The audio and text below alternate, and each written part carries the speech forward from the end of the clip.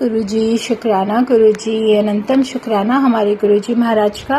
ओम नमः शिवाय। शिवजी सदा सहाय। ओम नमः शिवाय। गुरुजी सदा सहाय। शुक्राना, अनंतम शुक्राना। आज इस समय शिव पुराण में हम चैप्टर पढ़ रहे हैं 24 सती शंका। नारद जी ने कहा, हे महाब्राह्मण, अब आप मुझे सती शिव के अन्य चरित्र सुनाइए।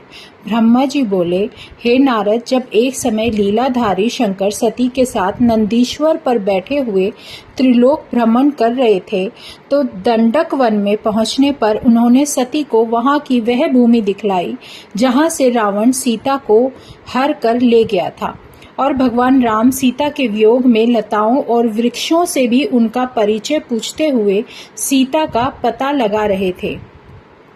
तब सती को यह बतलाते हुए देवाधिदेव शंकर वहां से आगे बढ़े तो उन्हें भाई लक्ष्मण के साथ सीता को खोजते हुए भगवान श्री राम दिखाई पड़े और उसी प्रकार विरही थे।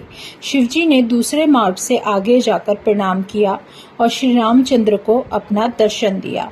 यह देख सती शिवजी की माया से मोहित हो गई और उन्होंने मुस्कुराते हुए शिवजी से कहा कि हे परमेश्वर, आप तो सब देवताओं से प्रणम्य और सर्वोच्च हैं, फिर विरही मनुष्यों की तरह वन में विचरते हुए इन दोनों मनुष्यों में श्याम वर्ण वाले को आपने प्रणाम क्यों किया? वे दोनों कौन थे? हे स्वामिन, इस शंका का निवारण कीजिए। सती को इस प्रकार माया से विमोहित हुआ देख शिव मुस्कुराते हुए बोले, हे देवी सुनो, मैंने जो इन्हें सादर प्रणाम किया है, सूर्य वंश में उत्पन्न हुए ये दोनों भाई दशरथ के पुत्र हैं। राम और लक्ष्मण इनका नाम है। गोरे रंग का छोटा भाई लक्ष्मण है। श्री राम बड़े ही शांत और विष्णु के साक्षात अवतार हैं। ये पृथ्वी पर साधु जनों की रक्षा और हमारे कल्याण के लिए ही अवतरित हुए हैं। इतना कहकर भगवान शंकर अविश्वास चित्त को देखकर भगवान शिव ने मौन होने का नाटक किया, परंतु सती जी के मन में जो विश्वास नहीं हो रहा था, तब सती के अविश्वास को दोबारा देखकर भगवान शिव ने कहा कि हे देवी, यदि तुमको अविश्वास चित्त को देखकर भगवान शिव बताने का प्रयत्न करने लगे कि मेरे वचनों में विश्वास नहीं है, तो जाकर अपनी बुद्धि से श्री राम की परीक्षा करो। हे प्रिय, जैसे तुम्हारा ये मोह दूर हो जाए वैसा उपाय करो। मैं तब तक वट की छाया में बैठकर तुम्हारा इंतजार करता रहूंगा। फिर तो शिवजी की आज्ञा पाते ही सती जी राम की परीक्षा करने चली और वहां जाकर विचार करने लगी कि किस प्रकार परीक्षा लूं। उन्होंने सोचा कि सीता का रूप धारण कर राम के समीप जाऊं। यदि श्री राम साक्षात विष्णु के अवतार होंगे तो मुझे पहचान लेंगे, नहीं तो नहीं। यह सीता का रूप धारण कर परीक्षा के लिए राम के पास गई। तब सती को सीता के रूप में देखकर शिव का नाम जपते हुए श्री रामचंद्र जी ने यह रहस्य जानते हुए उन्हें प्रणाम करके मुस्कुराते हुए कहा कि हे सती, इस समय शिवजी कहाँ हैं जो तुम पति के बिना अकेली इस वन में फिर रही हो? हे सती, आपने अपना रूप त्याग कर यह रूप क्यों बनाया? राम के इन वचनों को सुनते ही सती चकित हो गई और उन्होंने शिव के वचनों का स्मरण करके बड़ी लज्जा आई। अब वे राम को साक्षात विष्णु समझकर उनसे बोली कि राम, मैंने तुम्हारी प्रभुता देख ली है, परंतु आप मुझे यह बताओ कि शिवजी ने आपको प्रणाम क्यों किया? सती के वचन सुनकर श्री राम के नेत्र हर्ष से प्रफुल्लित हो गए, मतलब बहुत खुश हुए। और इसके बाद 25th चैप्टर आ रहा है जिसमें है शिव और सती का वियोग वर्णन। इन दोनों का जैसे वियोग होता है उस बारे में श्री राम जी बोले, देवी, एक समय बहुत पहले शिवजी ने अपने लोक में विश्वकर्मा को बुलाकर उसमें एक मनोहर गौशाला बनवाई और उसमें मनोहर विस्तृत भवन और एक दिव्य सिंहासन और उससे अद्भुत एक दिव्य श्रेष्ठ छत्र भी बनवाया। फिर इंद्र आदि सभी देवताओं, शास्त्रों, पुत्रों सहित ब्रह्मा, मुनियों, देवियों और अप्सराओं को बुलाया। अनेक वस्तुओं का भी संग्रह करवाया। नागों की 16 कन्याओं ने मंगलाचार किया और संगीतज्ञों ने वीणा, मृदंग और आदि बाजे बजाकर संगीत गान कराया। इस प्रकार का बड़ा समारोह और उत्सव किया। राज्याभिषेक की सारी सामग्रियां एकत्रित हुईं और तीर्थों के जल से भरे घड़े मंगवाए तथा जो और सारी अलग अलग तरह की दिव्य सामग्रियां थीं वो भी अपने गणों से मंगवाईं। फिर बड़े घोर शब्द वाला शंख बजाकर प्रसन्नता से बैकुंठवासी विष्णु को बुलवाया। फिर एक उत्तम मुहूर्त देखकर भक्ति से पूर्ण शंकर ने विष्णु जी को श्रेष्ठ सिंहासन पर बिठाकर बहुत से अलंकार पहनाए और उनके सिर पर मुकुट बांध उनका अभिषेक किया। भगवान शंकर ने उनकी बड़ी स्तुति की और जगत कर्ता ब्रह्मा से कहा कि मेरी आज्ञा से अब सब देवताओं के साथ तुम भी उन्हें प्रणाम करो और वेद ने जैसे जैसे मेरा वर्णन किया है वैसे ही अब इनका वर्णन करो। ब्रह्मा ने ऐसा कहकर भगवान शंकर ने भक्ति से प्रसन्न हो विष्णु को प्रणाम किया। उस समय ब्रह्मादिक देवताओं और मुनियों ने विष्णु की वंदना की। शिवजी ने विष्णु जी को अनेक वरदान दिए, सभी लोगों का कर्ता भर्ता और संहर्ता बनाया, अपनी सारी माया दी, अनेकों अवतार लेकर संसार का पालक बनाया, अपने लोकों में गोलोक नामक स्थान दिया और कहा कि विष्णु पृथ्वी पर आपके जितने भी अवतार होंगे मेरे भक्त आदर पूर्वक उनका दर्शन करेंगे। इस प्रकार विष्णु को अखंड ऐश्वर्य देकर अपने गणों सहित शंकर कैलाश को चले गए। उसी समय से भगवान विष्णु ने गोप वेश धारण किया, गोपों गोपियों और गौओं के स्वामी बने। इस समय शिवजी की आज्ञा से उन्होंने 4 अवतार धारण किए हैं। पहले में राम, 3 में भरत, लक्ष्मण और शत्रुघ्न है। देवी, मैं पिता की आज्ञा से लक्ष्मण और सीता सहित वन में आया हूँ। किसी राक्षस ने मेरी पत्नी सीता को चुरा लिया है। भाई के साथ मैं वियोगी बना, उन्हें इस वन में ढूंढ रहा हूँ। माता, आपका दर्शन पाकर मेरा कल्याण हुआ। यदि आपकी कृपा रही तो सर्वदा मंगल ही होगा। इस प्रकार बहुत कुछ कहकर सती जी को प्रणाम कर रामचंद्र जी वन में विचरने लगे। सती जी ने उन्हें शिव भक्त जानकर उनकी बड़ी प्रशंसा की। फिर अपने किए पर पश्चाताप करती हुई शिवजी के पास लौट आई। सती जी को चिंता थी कि अब शिवजी के समीप जाकर उन्हें क्या उत्तर दूंगी। ऐसा बार बार विचार करके सती जी पछताने लगी। फिर शिवजी के पास जाकर उन्हें हृदय से प्रणाम किया। शोक से व्याकुल उनके मुख की शोभा क्षीण हो गई। तब उन्हें दुखित देख शिवजी ने पूछा, कुशल तो है ना? कहिए, आपने किस प्रकार परीक्षा ली? सती ने सिर झुका लिया और कुछ कहा नहीं। वह शोक से संतप्त हो शिवजी के पास जा खड़ी हुई। महायोगी शिव ने ध्यान से सती को चरित्र ज्ञात कर लिया और उन्होंने सोचा कि यदि मैं सती को पहले स्नेह करूं तो मेरी शुद्ध प्रतिज्ञा भंग हो जाएगी। वेद धर्म के पालक शिवजी ने सती को मन से त्याग दिया। फिर सती से कुछ न कहकर कैलाश की ओर बढ़ गए। मार्ग में सबको और विशेषकर सती जी को सुनने के लिए यह आकाशवाणी हुई कि हे महायोगिनी, आप धन्य हैं। आपके समान तीनों लोक में ऐसा प्रण पालक कोई नहीं है। यह आकाशवाणी सुनते ही सती कांतिहीन हो गई। फिर उन्होंने शिवजी से पूछा कि हे नाथ, आपने कौन सा प्रण किया है, मुझसे कहिए। परंतु सती जी के कहने पर भी शिवजी ने ब्रह्मा विष्णु के आगे की हुई अपनी पूर्व प्रतिज्ञा को नहीं बतलाया। फिर तो सती जी ने अपने प्राण प्रिय शंकर का मन में ध्यान करके अपने त्याग की सारी बातें जान ली। शिवजी द्वारा अपना त्याग समझकर उनके मन में बड़ा दुख हुआ और वो शीघ्र ही दीर्घ निश्वास लेने लगी। तब सब समझ शिवजी सती का मन बहलाने के लिए अनेकों कथाएं कहने लगे। फिर कैलाश में पहुंच समाधि लगा अपने रूप का ध्यान करने लगे।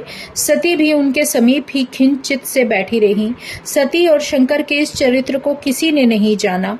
बहुत समय व्यतीत हो गया। जब शंकर जी ने समाधि खोली तो समीप जाकर सती ने शंकर जी को प्रणाम किया। उद्धार बुद्धि शंकर ने उन्हें अपने सन्मुख आसन दिया। बहुत सी कथाएं कहकर सती को शोक मुक्त किया, परंतु शंकर जी ने सत्यता नहीं छोड़ी। नेक्स्ट चैप्टर है 26 शिव और दक्ष का विरोध। ब्रह्मा जी बोले, इस प्रकार पूर्व काल में प्रयाग में एकत्र होकर मुनियों ने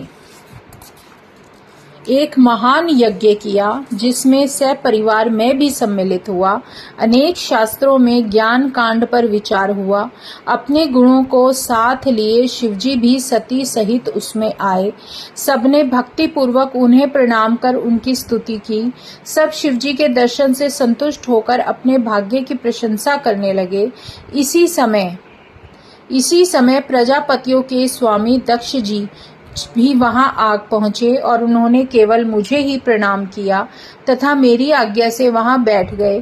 फिर सबने तेजस्वी दक्ष की बड़ी पूजा की, परंतु परम स्वतंत्र लीला विहारी महेश्वर अपने आसन पर ही बैठे रहे और उन्होंने दक्ष को प्रणाम भी नहीं किया। इससे दक्ष को बड़ा क्रोध आया। उन्होंने सभा के मध्य में सबको सुनाते हुए शिवजी को बहुत सारे कुवाच्य कहे और कहा कि यह पाखंडी, दुर्जन, पापशील, ब्राह्मण निंदक, सर्वदा स्त्री में आसक्त और रति में प्रवीण है। संबंध से मेरा पुत्र होते हुए भी इसने मुझे प्रणाम तक नहीं किया, इसलिए मैं इसे शाप दूंगा। हे ब्राह्मण और देवताओं, तुम भी सुन लो। यह शिव मेरे द्वारा सर्वथा ही वध करने योग्य है। मैं इसे बहिष्कृत करता हूँ। अब आज से यह देवताओं के साथ भाग नहीं पाएगा। यह वर्ण विहीन, शमशान वासी और कुल जन्म से हीन है। यह सुनते ही नंदीश्वर की आंखें लाल हो गईं। उन्होंने दक्ष को बहुत डांटा और फटकारा। दक्ष नंदीश्वर को भी शाप देने लगे। शिवजी के समस्त गणों को भी उन्होंने शापित किया। फिर तो नंदीश्वर को और भी क्रोध आ गया। उसने महागर्वित दक्ष से कहा, हे दुष्ट बद्धे, क्या तू शिव तत्व को नहीं जानता? रे मूर्ख, यह जो तूने भृगु आदि ऋषियों के मध्य में इन महाप्रभु भगवान शंकर का उपहास किया है, इससे शिवजी के प्रभाव से मैं भी तुझे शाप देता हूँ कि तुम सब ब्राह्मण वेद का वास्तविक अर्थ न समझकर केवल अर्थवाद पर ही विश्वास करोगे। जब क्रुद्ध नंदीश्वर ने इस प्रकार ब्राह्मणों को शाप दे दिया, तब वहां बड़ा हाहाकार मच गया और दक्ष ने तो पहले ही शंकर जी को शाप दे दिया था। तब भगवान शंकर नंदीश्वर को समझाते हुए बोले, हे महाप्राज्ञ, तुम्हें क्रोध नहीं करना चाहिए था। तुमने मेरे नाते व्यर्थ ही ब्राह्मण वंश को शाप दे दिया। मैं ब्राह्मण और वेद को शाप नहीं देता हूँ। तुम यह यथार्थ में जान लो कि दक्ष का शाप मुझे नहीं लगा। अब तुम शांत हो जाओ। मैं ही यज्ञ कर्म और यज्ञों का अंग हूँ और मुझमें ही विद्यमान है। और अब शांत हो, क्रोध अग्नि त्याग, स्वस्थ हो जाओ। नंदीश्वर शांत हुए। शिवजी अपने सब गणों के साथ निज धाम को चले गए। अब प्रजापति दक्ष शिव नंदक हो गए। हे तात नारद, यह मैंने शिव और दक्ष का विरोध कहा। अब जैसे दक्ष को शिवजी के द्वारा दंड मिला, उसे आगे कहूंगा, ध्यान से सुनो। अगला चैप्टर है 27, जिसका शीर्षक है दक्ष यज्ञ वर्णन, दधीचि का यज्ञ स्थल त्याग करना। ब्रह्मा जी बोले, नारद, इसी बात को लेकर कनखल नामक तीर्थ में प्रजापति दक्ष ने बहुत बड़ा यज्ञ किया, जिसमें भृगु आदि तपस्वियों को ऋत्विज बनाया गया। 88,000 ऋत्विक इस यज्ञ में आहुति देते थे और 64,000 देवर्षि मंत्र बोलते थे। जितने अधवर्यु और होते थे, उतने ही सप्तऋषि और नारद आदि ऋषि पृथक पृथक गाथा करते थे। सभी गंधर्वों, विद्याधरों, सिद्धगणों, यक्षों, आदित्य समूहों और सभी नागों को दक्ष ने अपने इस महायज्ञ में वरण किया था। अगस्त्य, कश्यप, अत्रि, वामदेव, भृगु, दधीचि, भगवान व्यास, भरद्वाज, गौतम, पैल, पराशर, गर्ग, भार्गव, कुकुत्सित, सुमंतु, त्रिक, कंक और वैशंपायन, ये सभी ऋषि मुनि मेरे पुत्र के यज्ञ में आए। मैं सभी से परिवार और बैकुंठ से श्री विष्णु जी भी अपने पार्षदों और परिवार सहित आए। इसी प्रकार शिव माया से मोहित होकर अन्य सभी देवता दक्ष के यज्ञ में पधारे। दुरात्मा दक्ष ने सबका स्वागत किया।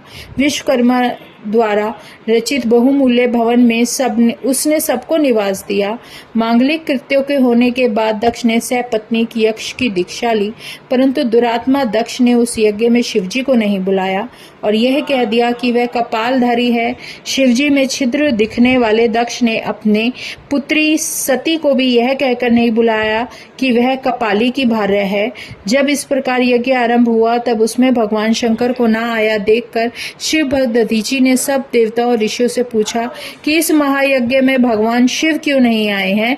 उनके बिना यह यज्ञ अत्यंत शोभित नहीं होता, क्योंकि बड़े बड़े विद्वान भी जिसे सब मंगलों का आगार बतलाते हैं, वे ही पुराण पुरुष नीलकंठ, परेश, ऋषभ ध्वज यहाँ नहीं दिखाई देते हैं। हे दक्ष, जो अमंगलों के भी मंगल करता और 8 मंगलों के मूल हैं, उन्हें ब्रह्मा या विष्णु को भेजकर बुलाना चाहिए था। मैं सत्य कहता हूँ कि जब तक भगवान शंकर यहाँ नहीं आएंगे, तब तक मेरा यज्ञ अपूर्ण ही रहेगा।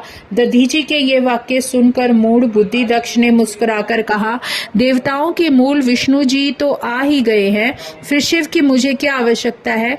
यह कहो कि मैंने ब्रह्मा जी के कहने से उसे अपनी कन्या दे दी, नहीं तो अकुलीन माता पिता से रहित, भूत प्रेतों के स्वामी, अत्या अभिमानी, मूर्ख, स्तब्ध मानी और ईर्ष्या करने वाले को कौन पूछता है। वह इस यज्ञ कर्म के कदापि योग्य नहीं है, इसलिए मैंने उसे नहीं बुलाया है। तुम फिर कभी ऐसा ना कहना। मेरे इस यज्ञ के तो आप सब लोग मिलकर सफल बनाएं।